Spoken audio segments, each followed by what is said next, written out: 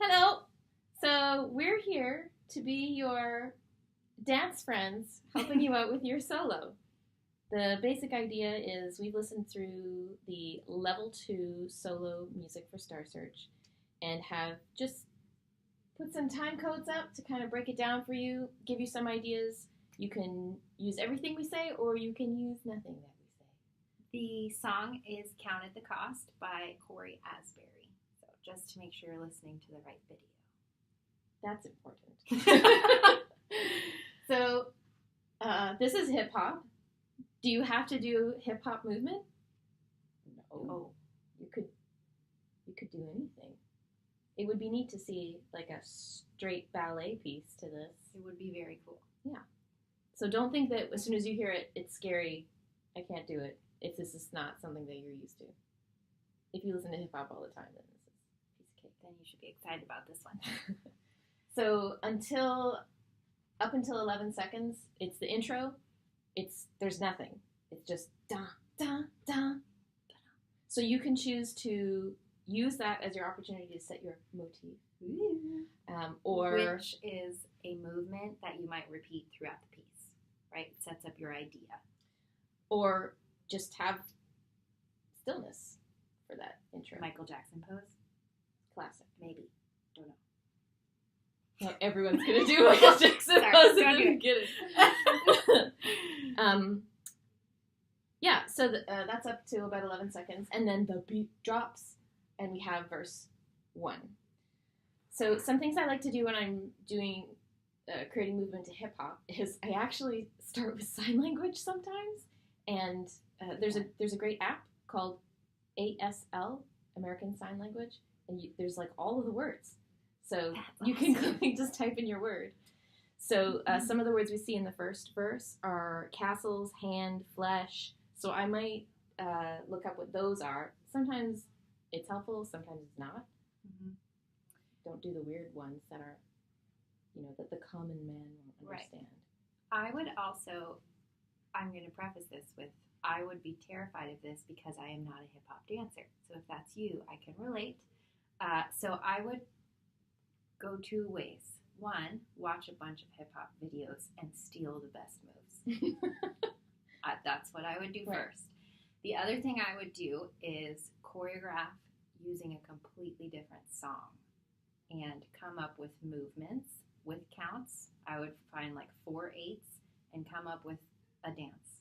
And then switch the music, turn this on, and try doing the same 4/8 and see what fits. And you'll find that some of your movements weirdly match up in the correct music.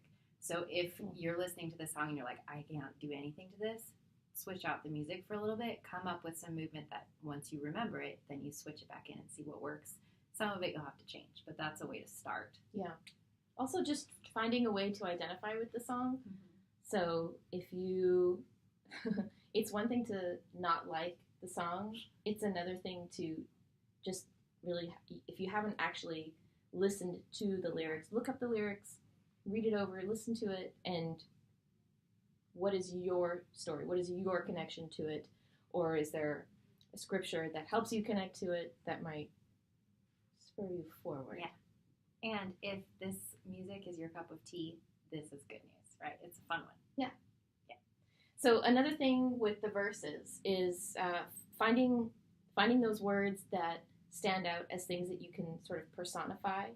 So an example in the first section is hand. So if you want to be literal about it and do something like hand or hand, then that's a great opportunity to do it on the word hand when he sings it, or on the da da da, right? So you have options to choreograph to pulling out the underlying beats of the music, not just the 1, 2, 3, 4 that's happening, but also the 1, 2, 3, bump, 1, 2, 3, bump, right? So use your ears and find all of the different layers that are in there, and knowing that the lyrics are another layer too, that you can choose to work with.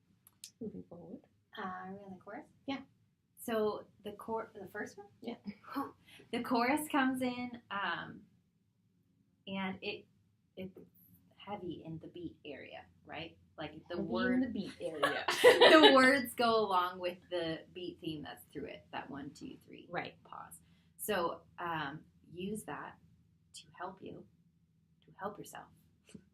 But don't be afraid to go off of it as well. Sometimes when we're doing hip hop, it's easy to only ever hit on the beat hits. Mm-hmm. And sometimes that can get a little boring if you're doing that the whole time. So you want to use the beat and do hit when the music hits, but you don't have to do that for every single time it hits. Yeah. Also, what we mean by hit is like a movement that is harder than the other ones. Yeah. All of a sudden. So you're moving. Hit. Karate chop. We both we're dancers. We're very creative. But because this music has that very clear if you are using those threes and you're making isolations, they have to be so clean. Yeah. And it has to feel like you're flexing every muscle of your body for those 1, 2, 3 Instead of because that's the voice that is made. That's the sound that I hear when I see that happening. Yeah. So if you're gonna isolate, go for it fully. Really freeze between each one and think of an actual like clench every time. Verse 2. Words like fight the fight. You know, there's lots of good imagery in here that you can get physical with to draw your choreography from. Father, mother. You can act things out with hip hop. Yeah. There's this permission to be more literal and sort of bring the words to life in that sense. When you're doing a lyrical piece, if you do like fight and like build a sandcastle or whatever because the castle's there, then it gets a bit pedantic. But in hip hop, you can kind of comment on it, and it's like it's sort of tongue in cheek, you know. Yeah, it's still good. Yeah. So draw on what you hear. And don't be afraid to use the floor. Use levels. You don't have to be standing the whole time. You don't have to be on the floor the whole time. You want to mix it up a little bit, which will help you create some variety in what you're doing. That's a great idea for the fact that we have 3 choruses. Yeah. You could do the first chorus low. And then the second one. But we do need to see something different about each chorus. Yeah. Or the audience gets bored and they don't care about the dance anymore. Because they've seen it now. This is the 3rd time. Right. Or the 2nd is where we are. Then the bridge comes in, which is huge. Long. It's a long bridge. Yeah. And it's big music. It's like the height of the piece. It's the climax. If you had strobe lights, this is when they would turn on. So don't forget your strobe lights. But that's a time to really let loose, and you could throw in some of the jazz training that you have, get some good jumps and kicks in there, you know. Yeah, don't think that because it's hip hop, everything should be arm dancing here and like isolations around my torso. You can still do a lot and still even be considered hip hop. Yeah. And the bridge repeats, I think, 4 times. So you might want to consider doing something slightly different every time. Right. So that we don't see the same moves 4 times. Same as with the chorus, right? What are some ways that we can do the same thing many times and not make our audience bored? We can change our facing. Yes. If I'm doing a movement this way, this is the dance move, right? Yeah. And then I do it this way. Oh, totally it looks different. It's Still different now. Interested. If I do it, well, I wouldn't do it this way because you could do it over your head you that lose way. it. I'd have to alternate a bit. Alternate. That's not what I meant. Alter. You could also change what jump you're doing. So if you had a series of movements that ended in a big jump, the first time through the bridge, you do your big cool jump. The second time through the bridge, maybe you do a turn instead of a jump. And then you could go back and forth between the 2. That's only 2 options. So there's ways to change up. You could change even just one big moment in the bridge would be enough to keep us interested. Chorus 3 with voices. Yeah, it sounds different, so it should probably look a little bit different. It should look a little different. completely. It doesn't have to. This is, if we're considering this sort of the climax of the song, there is no denouement of this piece. What is that? Oh, it's like when you tell a story, you have the introduction, and then your inciting incident, and then the plot builds. Then you have your climax, and then your denouement. It's I'm learning new things. the ending. This thing. So that doesn't happen. It's like, so, all of that to say, there isn't one. Good. So, bridge, chorus, end. Yeah. That's how it it's ends. a very sudden ending. Which is fun to work with. Yeah. What are some different ways you could end it? Well, the death drop is a personal favorite. But I did see someone get a That means concussion just doing drop it. to the floor very quickly. So do it with a partner and wear a And helmet. Remember that you have a head. Sometimes when I fall down in a dance, I don't remember that my head is there or that the floor is there and they meet each other. So just remember what body parts you have so that you don't hurt them. This has been a message. Just freezing, dropping. It has that feeling of like the drop the mic feel. Yeah.